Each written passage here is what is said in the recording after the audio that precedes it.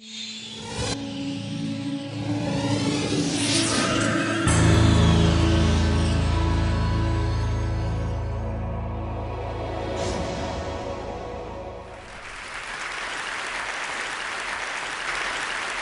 time to start designing for our ears. Architects and designers tend to focus exclusively on these. They use these to design with, and they design for them, which is why we end up sitting in restaurants that look like this and sound like this, shouting from a foot away to try and be heard by our dinner companion. Or why we get on aeroplanes, which cost £200 million, with somebody talking through an old-fashioned telephone handset on a cheap stereo system, making us jump out of our skins. We're designing environments that make us crazy. And it's not just our quality of life which suffers.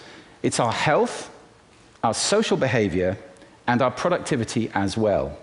How does this work? Well, two ways. First of all, ambience. I have a whole TED talk about this. Sound affects us physiologically, psychologically, cognitively, and behaviorally all the time. The sound around us is affecting us, even though we're not conscious of it. There's a second way, though, as well. That's interference. Communication requires sending and receiving. And I have another whole TED talk about the importance of conscious listening. But I can send as well as I like, and you can be brilliant conscious listeners. If the space I'm sending in is not effective, that communication can't happen. Spaces tend to include noise and acoustics. A room like this has acoustics. This one, very good acoustics. Many rooms are not so good. Let me give you some examples from a couple of areas which I think we all care about: health and education. When I was visiting my terminally ill father in hospital, I was asking myself, how does anybody get well in a place that sounds like this? Hospital sound is getting worse all the time. Noise levels in hospitals have doubled in the last few years. And it affects not just the patients, but also the people working there. I think we would like for dispensing errors to be zero, wouldn't we? And yet, as noise levels go up, so do the errors in dispensing made by the staff in hospitals. Most of all, though, it affects the patient. And that could be you, it could be me. Sleep is absolutely crucial for recovery. It's when we regenerate, when we rebuild our cells. And with threatening noise like this going on, your body, even if you are able to sleep, your body is telling you, I'm under threat. This is dangerous. And the quality of sleep is degraded, and so is our recovery. There are just huge benefits to come from designing for the ears in our healthcare. This is an area I intend to take on this year. Education. When I see a classroom that looks like this, can you imagine how this sounds? I'm forced to ask myself a question. Now, that's a little unfair. Some of my best friends are architects, and they definitely do have ears, but I think sometimes they don't use them when they're designing buildings. Here's a case in point. This is a £32 million flagship academy school, which was built quite recently in the UK and designed by one of Britain's top architects. Unfortunately, it was designed like a corporate headquarters with a vast central atrium and classrooms leading off it with no back walls at all. The children couldn't hear their teachers. They had to go back in and spend £600,000 putting the walls in. Let's stop this madness of open-plan classrooms right now, please. It's not just these modern buildings which suffer. Old-fashioned classrooms suffer too. A study in Florida just a few years ago found that if you're sitting where this photograph was taken in a classroom, row 4, speech intelligibility is just 50%. Children are losing one word in 2. Now, that doesn't mean they only get half their education, but it does mean they have to work very hard to join the dots and understand what's going on. This is affected massively by reverberation time, how reverberant a room is. In a classroom with a reverberation time of 1.2 seconds, which is pretty common, this is what it sounds like. In language, infinitely many words can be written with a small set of letters. In arithmetic, infinitely many numbers can be composed from just a few digits with the help of the simple zero. Not so good, is it? If you take that 1.2 seconds down to 0.4 seconds by installing acoustic treatments, sound-absorbing materials, and so forth, this is what you get.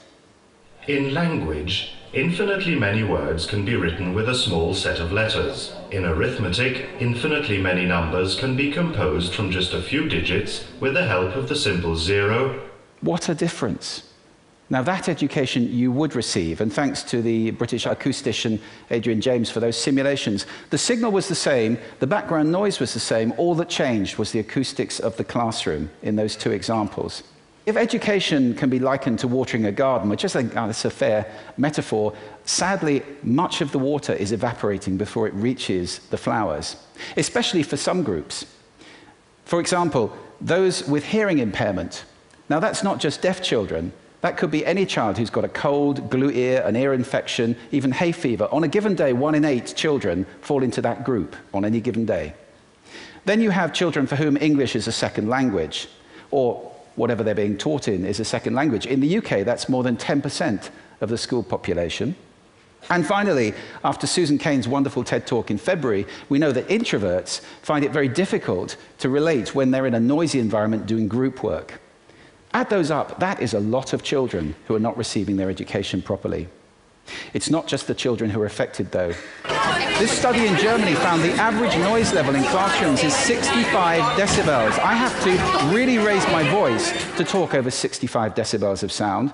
And teachers are not just raising their voices. This chart maps the teacher's heart rate against the noise level. Noise goes up, heart rate goes up. That is not good for you. In fact, 65 decibels is the very level at which this big survey of all the evidence on noise and health found that that is the threshold for the danger of myocardial infarction. To you and me, that's a heart attack.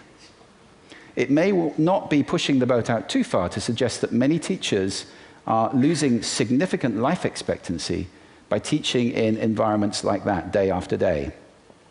What does it cost to treat a classroom down to that 0.4 second reverberation time? £2,500. And the Essex study, which has just been done in the UK, which incidentally showed that when you do this, you do not just make a room that's suitable for hearing impaired children, you make a room where behavior improves and results improve significantly. This found that sending a child out of area to a school that does have such a room, if you don't have one, costs £90,000 a year. I think the economics are pretty clear on this. I'm glad that debate is happening on this. I just moderated a major conference in London a few weeks ago called Sound Education, which brought together top acousticians, government people, teachers, and so forth. We're at last starting to debate this issue, and the benefits that are available for designing for the ears in education, unbelievable. Out of that conference, incidentally, also came a free app which is designed to help children study if they're having to work at home, for example, in a noisy kitchen. And that's free out of that conference. Let's broaden the perspective a little bit and look at cities. We have urban planners. Where are the urban sound planners? I don't know of one in the world. And the opportunity is there to transform our experience in our cities. The World Health Organization estimates that a quarter of Europe's population is having its sleep degraded by noise in cities. We can do better than that. And in our offices, we spend a lot of time at work.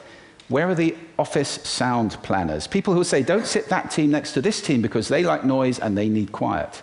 Or who say, don't spend all your budget on a huge screen in a conference room and then place one tiny microphone in the middle of a table for 30 people. If you can hear me, you can understand me without seeing me. If you can see me without hearing me, that does not work. So office sound is a huge area. And incidentally, noise in offices has been shown to make people less helpful, less enjoy their teamwork, and less productive at work. Finally, we have homes. We use interior designers. Where are the interior sound designers? Hey, let's all be interior sound designers. Take on listening to our rooms and designing sound that's effective and appropriate. My friend Richard Mazouk, an architect in London, coined the phrase invisible architecture. I love that phrase. It's about designing not appearance, but experience, so that we have spaces that sound as good as they look, that are fit for purpose, that improve our quality of life, our health and well-being, our social behavior, and our productivity. It's time to start designing for the ears. Thank you. Thank you.